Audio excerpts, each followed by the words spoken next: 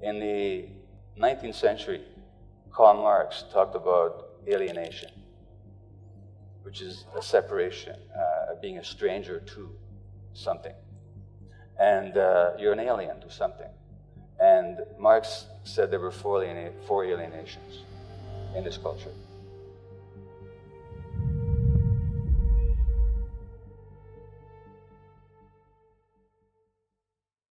We are naturally wired for compassion and love. Yet today, so many of us feel disconnected from ourselves, from nature, and from each other. This has been happening to me lately, living through curated online moments, feeling alienated, doubting my instincts, and reaching for social media just to feel connected. But what we truly need isn't more screens. It's more trust, intimacy, and real human connection. That's why I wanted to share this powerful video from Dr. Gabor Mate. Maybe it's time we return to our true selves through vulnerability, authenticity, and love. One is alienated from nature. Well, at a conference dedicated to looking at the physical and the natural environment, I don't have to say much to you to show how alienated we are from nature when we're destroying nature itself. The second alienation is from other people. And that means we have less contact, we have less intimacy, we have less trust. We have less of a sense of relationship. And that, of course, as I've shown you, leads to increased propensity to illness, physical and mental. We're alienated from our work. A lot of people no longer do work that has any meaning to them. And that means that, and since human beings are productive creatures, we really are created in the image of God. We're meant to create. When we do work that's not creative, that doesn't reflect who we are, that imposes depression, anxiety, a sense of meaninglessness.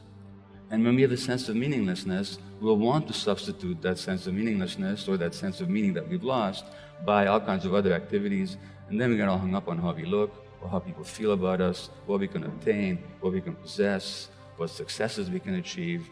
In other words, all the false substitutes which cannot possibly compensate us for the lack of genuine meaning. And of course, what this society does, it sells us a lot of products that substitute for that loss of meaning. In fact, much of the economy is based on a loss of meaning in our culture. Finally, and most importantly, we become alienated from ourselves. Well, let me ask you a question here, and I'm going to ask for a show of hands. How many of you had the following experience? That you had a powerful gut feeling about something, you didn't pay attention to it, and you were sorry afterwards? Please put your hand up if you have it. Okay? I think the ayes have it.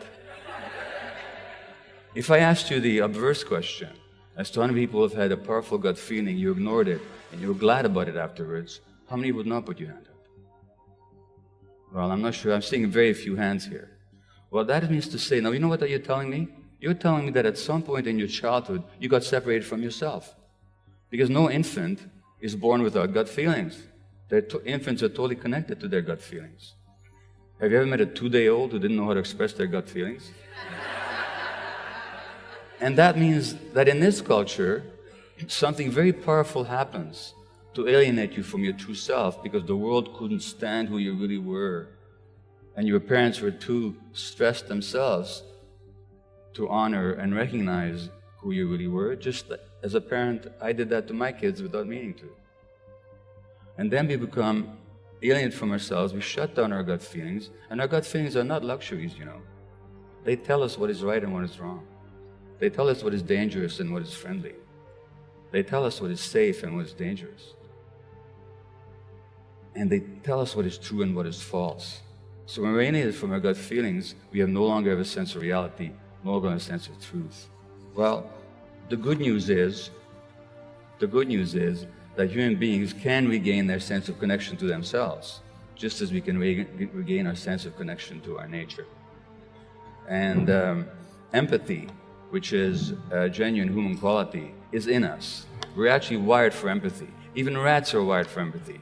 When you stress rats in the laboratory by shocking their feet with electricity, they're more stressed watching other rats being shocked than when they're shocked themselves. Their stress hormone levels are higher.